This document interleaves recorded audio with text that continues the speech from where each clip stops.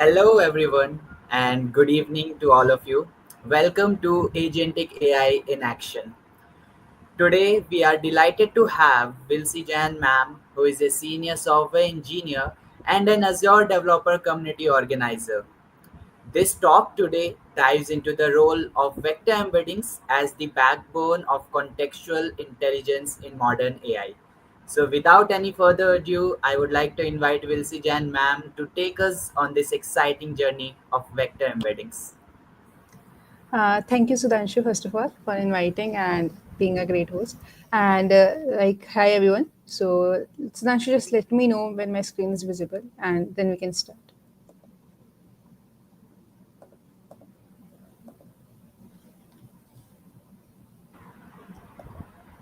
Yeah, it's visible, ma'am. Okay, it's in a slideshow mode, right? Yeah, Okay. So, Sudhanshu, like if you think my voice is break or something, you can just message me and I can speak back. sure, sure. Okay, thank you so much, Sudhanshu. Yeah. So, hey everyone. So, today we have a topic on agentic AI in action, vector embedding for contextualization. So, it will be sort of a like I will be taking from the basics to the good level. Like, if you are not too much deep dive with the agentic AI, no problem. You can just continue here and we will be going more throughout it. And we will be learning how the industry is using, what industry particular databases it is using, and everything. So before that, let me like already Stanshu have introduced me. So yes, I am overall a tech enthusiast who is just revolving around the tech and learning and just giving back to the community. So AI is like we can always say like sounds good, right?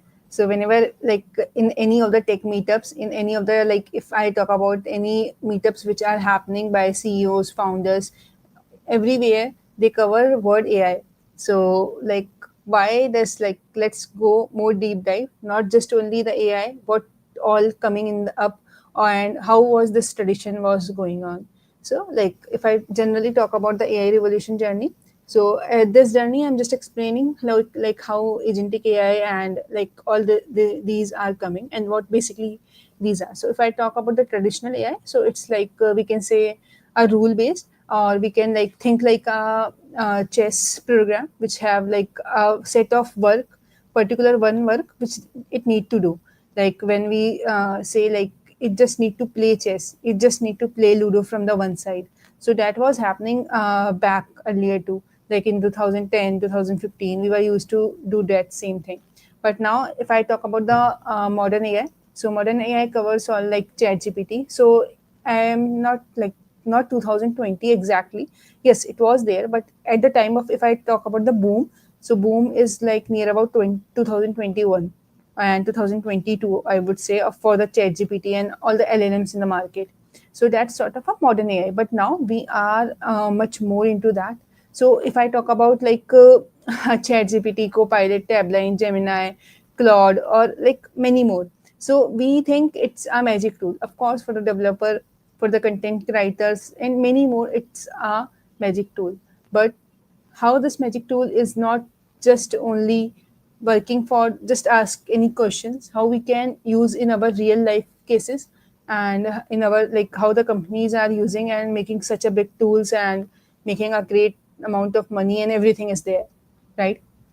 Now there is 2023 agentic AI comes into the picture, which is like I can say autonomous reasoning. I will be not just reading, right? So like it's like we if we see AI work independently, like it can make its own decision. Like you, if you give any task, if you give any particular development task or any of the content creation task, it work like your agent, right? So it you can name it as an agent. So if you have recently studied somewhere, so like it's just a fact. So there were 50 employees working in the company, and now they have cut off the human employees, and like they have joined the agents in replacement of that. Like now there are like 10 employees are working, and 10 to 15 or 25 are just agents. So this is already started beginning, right? So like all the strategic planning, architecture development, everything was everything is happening with the help of the agentic AI. And now today we are focusing with like our today content focuses vector embedding as a foundation contextualization understanding. So do not think like I will be telling you in a very basic way what is vector embedding, why we are doing this, and how much like earlier when we used to study ML in 2020 2021, what's the main difference in that, how the chatbot and support system everything is growing in a very different way. So we will be talking that in a deep dive way, right? Okay, so just go with the basic, the traditional search. Sorry, yeah. Traditional search is like a very basic meaning I have written here. Search exact word. So what happened in our classic Elastic search, or simple in the Excel if I talk about. So if I search comedy or if I search bank, so if I write BANK, then only the words which have the bank word in the question or somewhere in the content it will come. Or comedy, it will be showing all the pictures or all the things which have the word comedy, exact comedy. But what it happens actually, so the relationship between the concept and it's totally explicit. So if like comedy and funny is same, sort of a same thing, right? Like a funny movies, comedy movies, or if I tell about the example which I have written, bank equals to like financial institution or a river bank, right? So like these all have the same meaning, but the words are specific. So in the traditional search, you need to particularly search with the particular word. So let's go with the conceptual, like where with the use cases. So if I talk about the Zomato, so there is a support system. So if we ask like where is the driver or something, so it always, if I write driver or delivery partner something, so it will be giving us a sort of a same questions, right? It will be not like if I ask any random question in Hindi or something, so it was not able to answer that question. It will be just like if you write the driver, but it will be listing all the question and answer Q&A with the same word, right? So that was something sort of a traditional search which we were used to do, right? So it had the memory limitation in a long conversation, of course, for sure, right? Now the picture and the world is rapidly changing and we are towards the vector search. So what vector search basically is, now it's a very interesting topic and a very interesting concept to use in your own projects. So if you had made any projects, so let's switch from traditional search to the vector search. So we will be covering more as we carry forward, but this some sort of a basic, so I need to cover so everyone can understand it, right?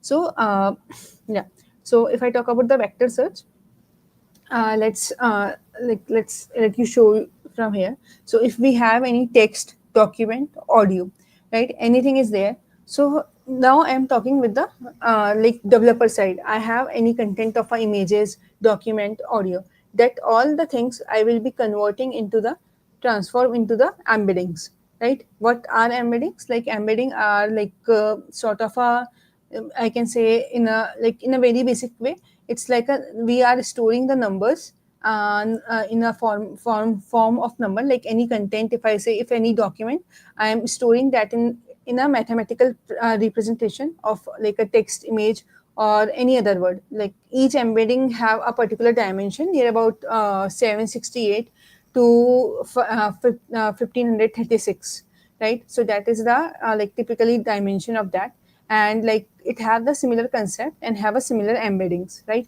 So if I write comedy, if I write funny, so both will, I'm not going towards more about the English कि हाँ भाई इसका difference अलग होता है, but it is a sort of a meaning is same, right? So if I talk about woman or a queen, king or a man, right? So like that have a similar concept. So the embedding will be sort of a similar embedding. So if anyone search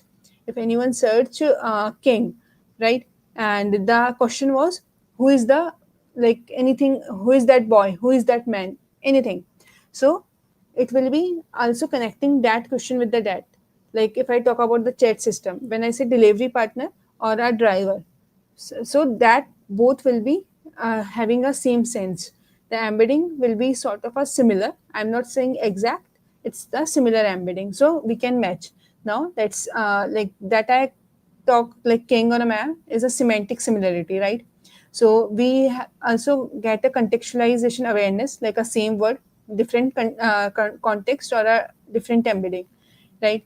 So as a developer, we'll be storing this transform embedding in the database. Now, if I, as a user, ask any question, right? If I, as a user, ask any question to the let's take a UI. I ask to the UI of Zomato.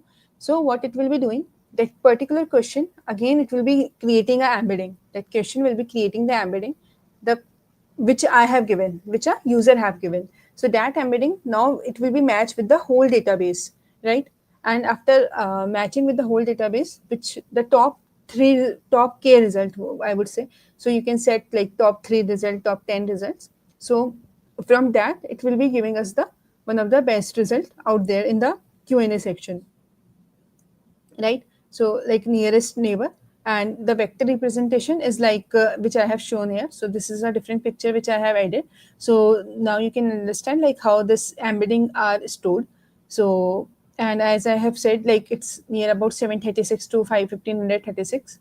So like it is stored in that form. It will be not taking your much space, but yes, for the long Q&A or long section, it will be of course taking that question. Now in a very basic manner. So for what first will be happen, a text input, a user query or a document content. So it's not important that every time it should be on only the document. It can be a image, it can be a audio, it can be a video, right? So embedding generation, which I told you, they convert to the numerical vectors, right? Now the semantic search, finding the related concept in the vector space. So like comparing both of that. Context retrieval, pull like basically relevant information from the knowledge base, and contextual response, like which have the same meaning. So this is like you can take a screenshot of it, like how vector embedding enable contextualization understanding. So I hope this much part is pretty clear.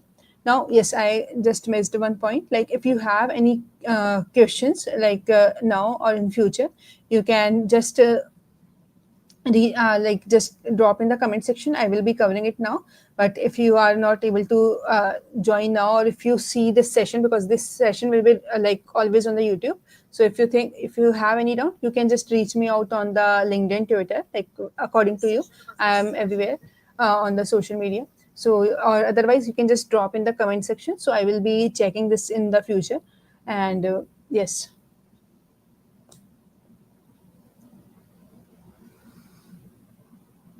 Okay.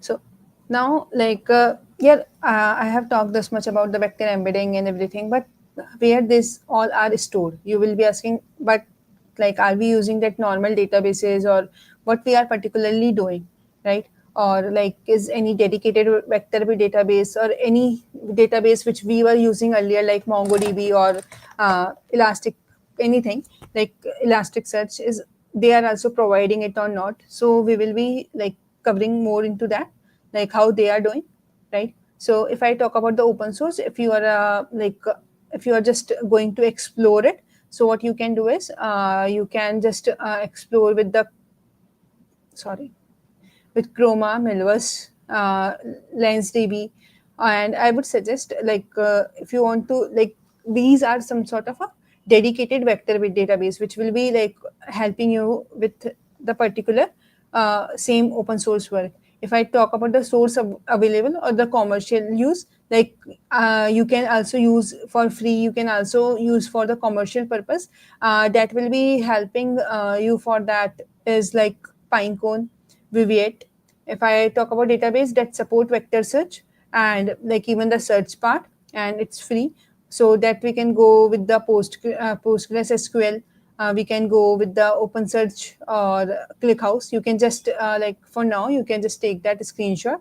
If you are a bit which you need to choose according to you. So I will be also covering like which will be the best for you. Like I will be not here promoting any of the like DBs. I will be just like with my use, I can just tell you like which one was good for me or something like that. Okay.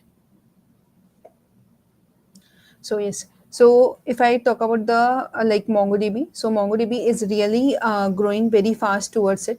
And if I talk about the Redis is one of the great use for it.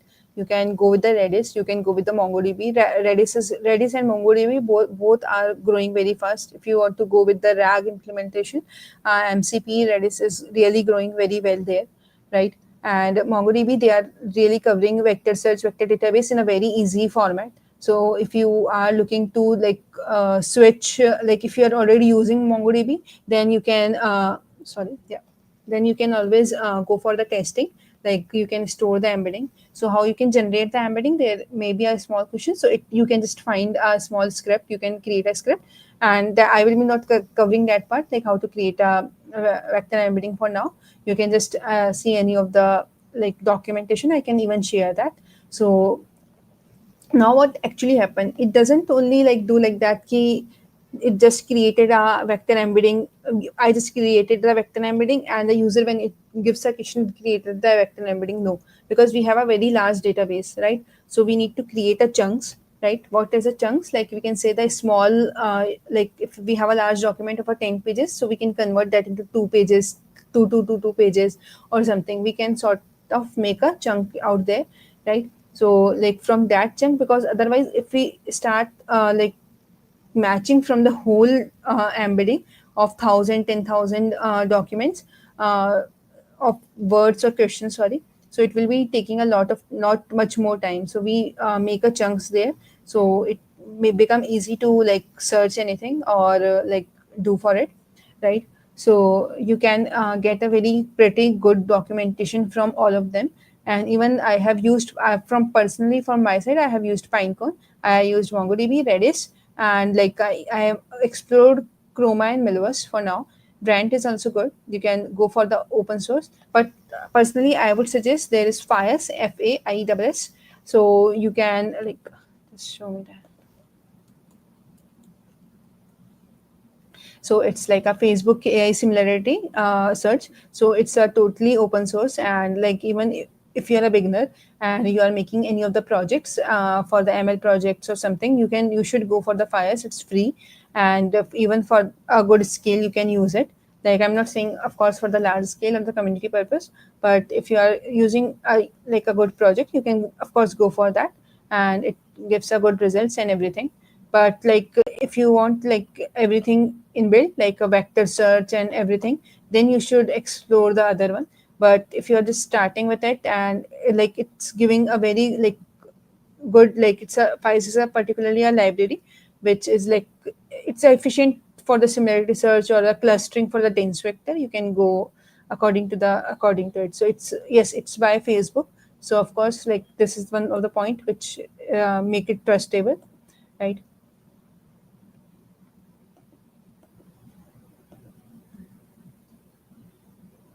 Yes. So if you want to compare, like I would say like MongoDB is bit slow, like not too much slow, but yes, it's bit slow. So if you are just using for the starting purpose, you can go with the free one, Fires, Milvus or something. You can also use Pinecone. If you just for if you are thinking like it will be taking a lot more time for the setup, Pinecone is you can just directly log in, get a API key, just set what you are using, and you are ready to go with it. So like if you are making some sort of a document summarizer or something using the vector search and everything, so just go with the Pinecone. It's free, and for the starting purpose, and you can use Fires or something. So yes, but if you are going for the industry purpose or something, so MongoDB, Redis explored this, Elasticsearch, they are really growing very fast in this field, and their results is also good. Yeah. So even AWS side, they are also growing in this. Azure, they are also growing in this. So like all the clouds are also giving the good details. Yes. So agentic AI in action. Now let's go more deep dive, where we have the topic agentic AI, as we mentioned. So the transforming AI from tools to autonomous agent, which I just covered. So just a second, let me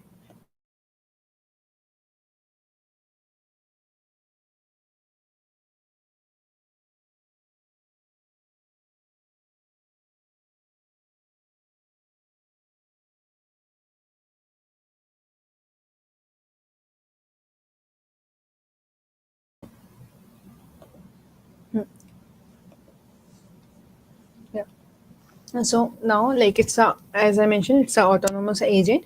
So discover how the vector embedding and enables AI system and understand the context. So like if I talk about the like core characteristics, we can say like it's more like autonomy. It's goal oriented, which you particularly you give a goal that you are a developer, you are an agent, you are a client, you are a like particular role you assign it to that agent.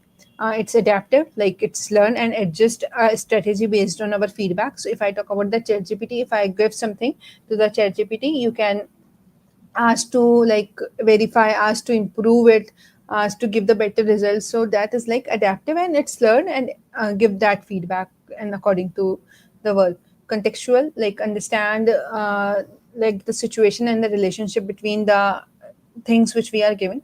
So like if I give any real example, like code generation agent that debug and iterate, we can say, which we like as a developer we all use, right? And if I talk about the customer service agent that resolve the complex issue, like end to end issue, it's resolving, and it's really going doing very good, very well. We can say research assistant that gather and analyzes any and like synthesize any information. So yes, so how does it work? So it sorry, this is the next slide. So just a second.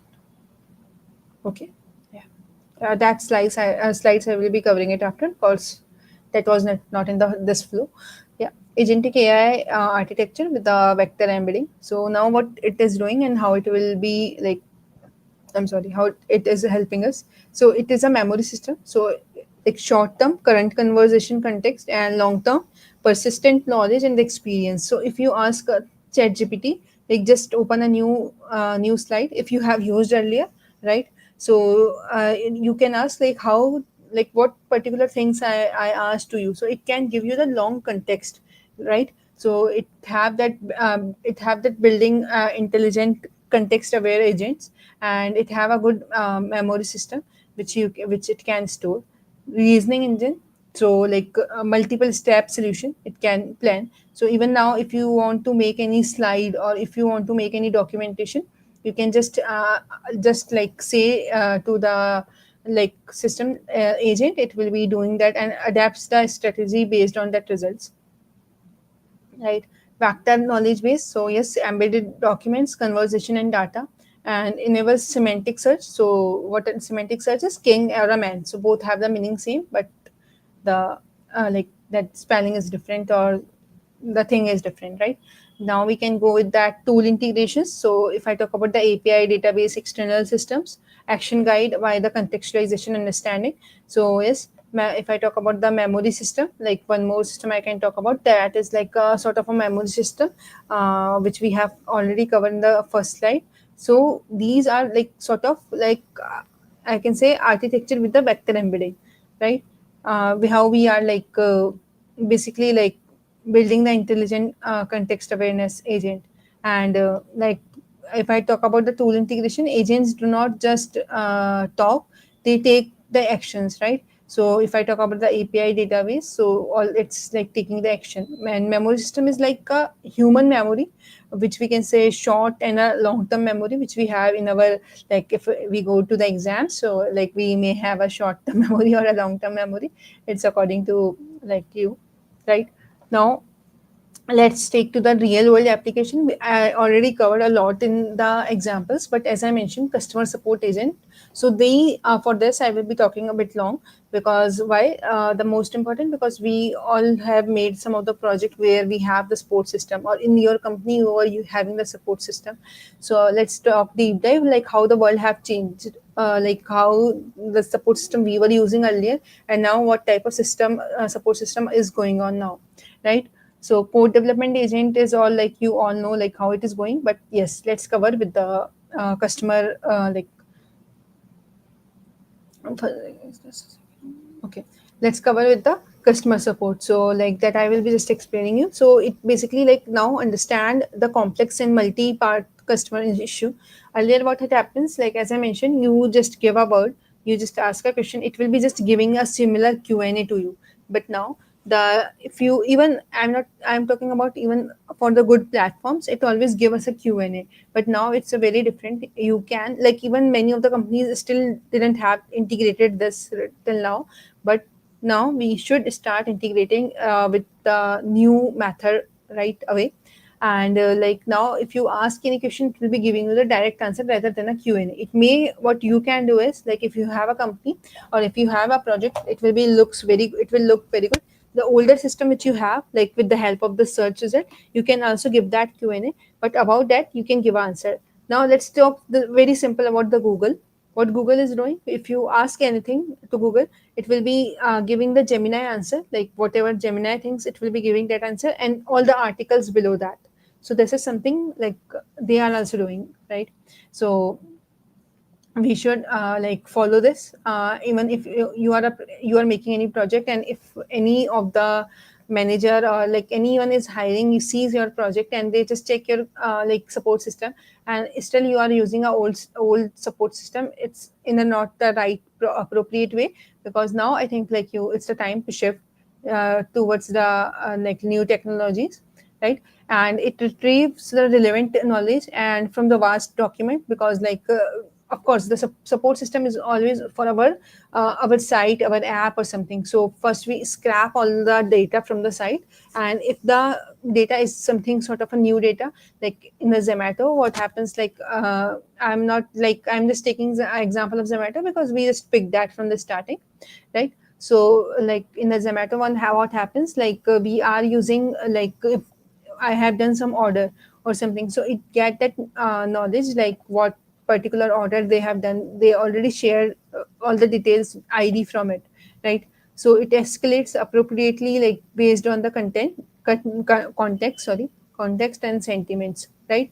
Now, if I talk about the code development part, I don't think I need to tell you much because you are already good with that. So it analyzes existing code base in the context. So if I talk about the crawl.ai, or like if I talk about the GitHub Copilot, one of the best example is GitHub Copilot, because like in VS Code they have integrated in a well versed way. Like if I ask anything, like it goes to all the documents and all the files, I would say, and it give me the best result. And even like the GitHub Copilot now, it's already trying to make your folder, trying to make all the files, whatever you say. So it is doing that part, right? So you can understand like how the things are going on in the market, right? And like it generate the context like for the appropriate solution, and debug by understanding the error pattern, what error it is giving, and like how it can make it correct, right? Now research and analysis agent, I would say. So in this particularly maintain the, yes, maintain the like context across the lengthy search, because like whenever we do some sort of research or something, the content go very long, and because of that context may be loose. So that is now in a very good way manner it is going, the agent is doing a very well, identifies the pattern and insight fully across the documents, right? So these all are the real world applications. And not only this, like you can go with the many more applications for the agent. Like if I'm making any tool or something, you can just give, like you will be handling my marketing, so it will be telling you, like if you're making any certain app, like it will be telling you like how you can market this, how it will be making your posters, it will be making your content and everything. So that's a good part, that's a very good part. Yeah. So challenges and solution, so everything have the two sides which we know. If the agents have a good side, it also have the challenges. So oscillation control, so like we need to ensure the accuracy in the response. Of course this is one of the major problem still, like there, because like ChatGPT, or like if you are using any LLM, Copilot or like Gemini or something, it is not sure, like because if anything happened yesterday, if any like good thing or something happened yesterday, the detail of it will be not coming on the ChatGPT. So if any new technology comes on the in the world, it's not important that particular technology ChatGPT will be answering you. It will be making your tool according to that. So it always written in the ChatGPT, like we have the last data till September 2024.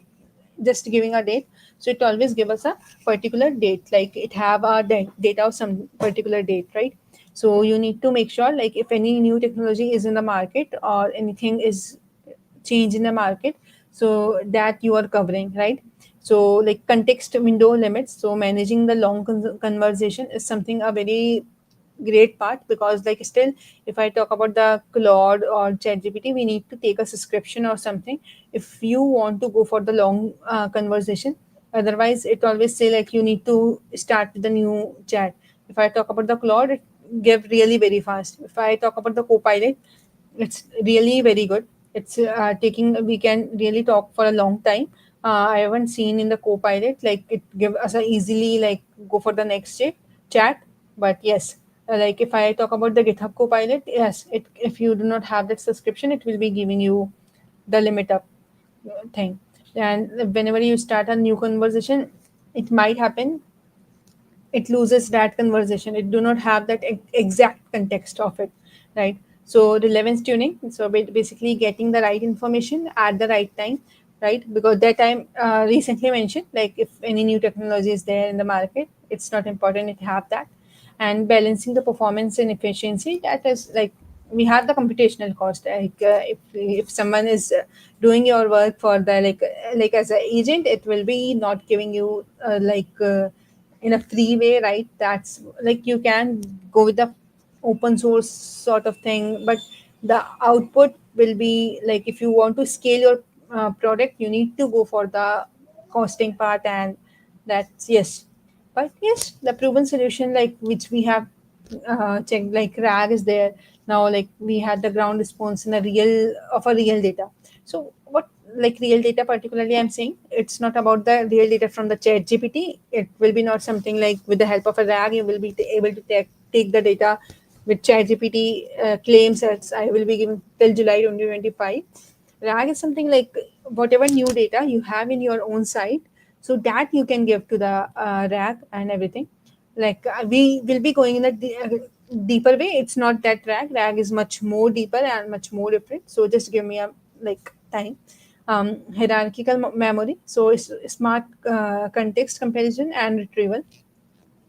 I don't think I need to explain this. Semantic chunking. So as I mentioned, like if any two similar words are there, so whenever it make a chunk, right? As I mentioned, if a document is of 10 pages, so it will be making a chunk, but that chunk will be also intelligent document is splitting. It will be not like he is particular like word is here and that particular word is there in the 10th document. No, the similar type of content will be in a similar chunk that we need to split in a good way.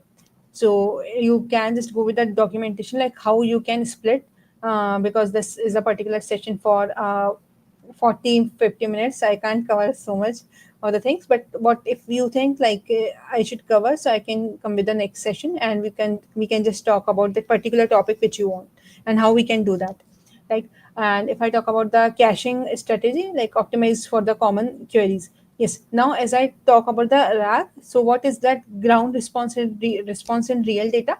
Real data is something like what I mentioned is like the data which you are giving at the real time from that, right? That was the ground response in the real data. Now, the performance metrics and ROI. So, if I about talk about the measuring the success of the agentic AI, so like we can study like 40 to 50, 60% resolution time reduction, of course, and 15 to 25% customer satisfaction improvement is there, because earlier we were just getting the Q&A, and if your question is listed there, it's okay. Otherwise, it's a problem. But now you will be getting some sort of a solution out there, right? Now 200 to 400% agent productivity gains, of course, but developer productivity is also gained. Like earlier, the same work which was taking a lot of time, now it is done very quickly. But yes, still a lot of error comes. So I have studied somewhere, I have read that meme somewhere.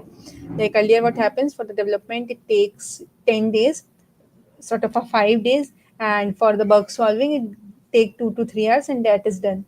And now you generate something from the chat gpt, it just generate in 3 minutes, and for the debugging it take 10 days. So that's just a fun point. But yes, you need to have be a good prompt engineer.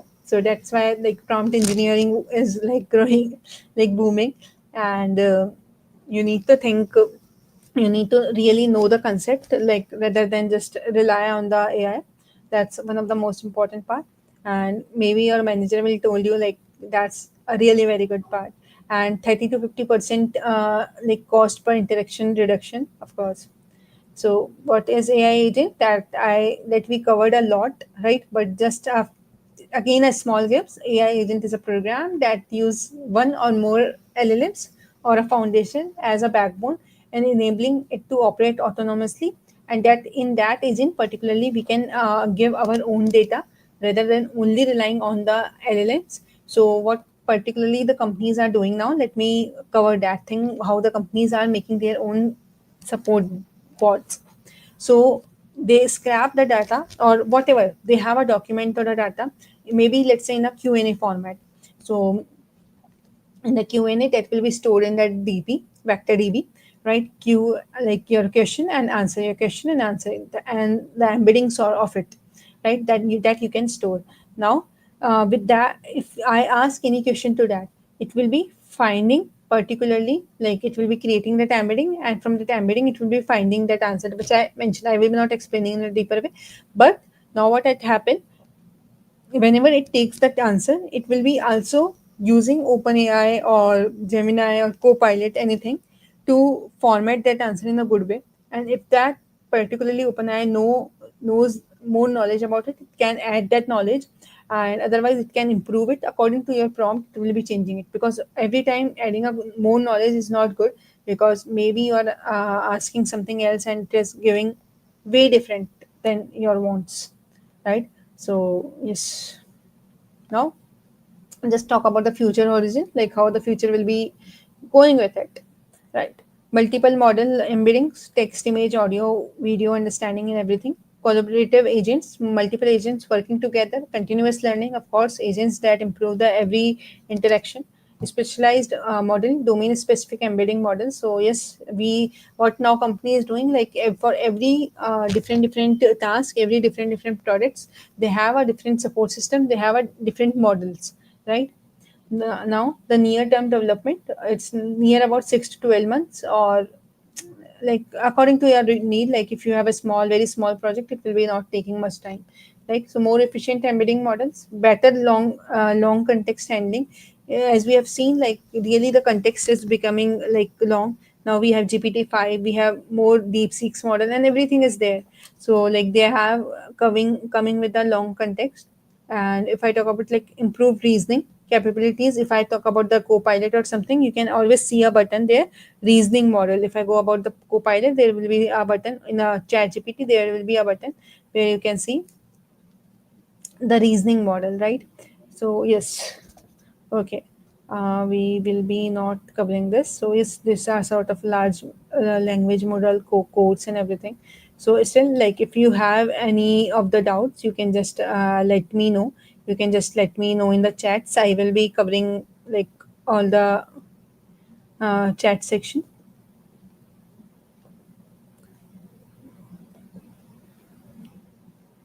Okay. Hmm. So just let me go. Yeah. Okay. Yeah. Hmm. So, like, I think like these all are the parts you are able to understand. We will be not going much deep dive, but the two slides which I just left, like, if you want to just go with it. So, the future of AI assistant software, which we already have covered. So short term, like we can say improved development productivity, which we are using now. What the main thing? Like one thing, many of the students ask me like how we should use AI in the best appropriate way. So I would say like if you are going with any documentation part, coding part, development part, testing part even, so you should use Copilot, no doubt. But whenever you use Copilot for the development part, make sure you check is there any alternative way, because like maybe the way which the particular LLM have given you is bit complex, or it may be bit more easy, but the complexity is very higher.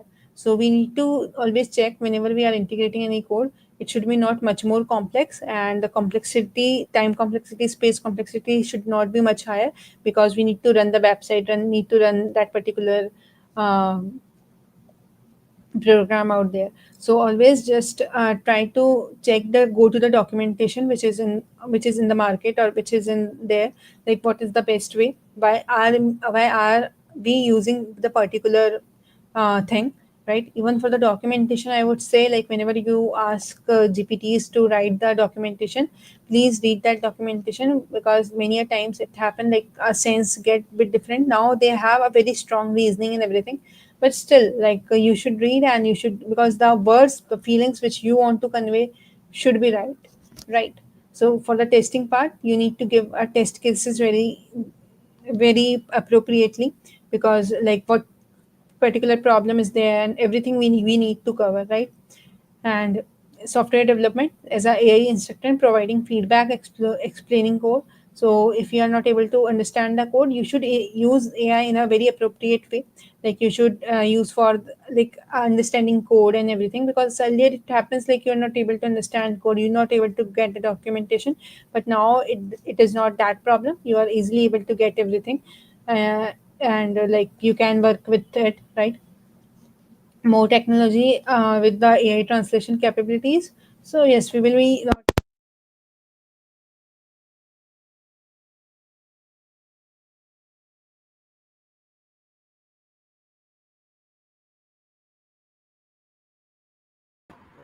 Hello. Yeah. Wilson, ma'am, your mic got muted. Yeah. Yeah, it's fine now. Yeah, it's fine. No, I was asking, it was mute from long, or it just got No, no, muted? no, no, no. It just got muted. Okay, thank you. Thank you, Yeah. Sudhanshu. Yeah. So I was just saying ki, like what we have discussed in whole session is like we just covered like how AI got revolved. We covered traditional search and vector search. We talk about the how we can make the vector embedding, and how we covered like how the vector embedding and everything like enables contextualization understanding, how it works, how the chatbot system is working, which are the vector databases you can use, and according to your needs and requirement. Then we go with the agentic AI in actions, right? We covered like what all architecture and with the vector embedding, and the real world application. With the real world application, how you can use that application with your program, the challenges which is still covering in the market, and like the proven solution of that all the challenges, and then the performance metrics and all the ROI, I can say. That is like, yes, a simpler way what is AI agent, future horizon of all the things. And yes, so if you have any questions, you can just reach out in the comment section. You can just reach out to me with the name Vilsi Jane. You can just write like search Vilsi Jane. It will be like all the IDs are same. Just sorry for that. Yeah, so you can just reach me out anywhere. And like if you have the projects for the like any good project you are working on, the ML AI, agentic AI, something, just let's connect on the GitHub. We'll be exploring much more about that. So yes, thank you so much, Sudhanshu. Like it's done from my side too. um, so if they will be having any doubt, so they will be just Yeah. reaching out, because I think this is the time of 4 to 5 p.m. Everyone is like sleeping or something. And like they will be checking the podcast, like this session afterwards. So yes, Okay. Yeah. Thank you so much, Wilson, ma'am, for this amazing session today, and thanks to everyone else who joined us for this insightful session. I hope we all had a very great time at learning today. So thank you, ma'am, for joining. Thank you, everyone. thank you, thank you. Okay, bye bye.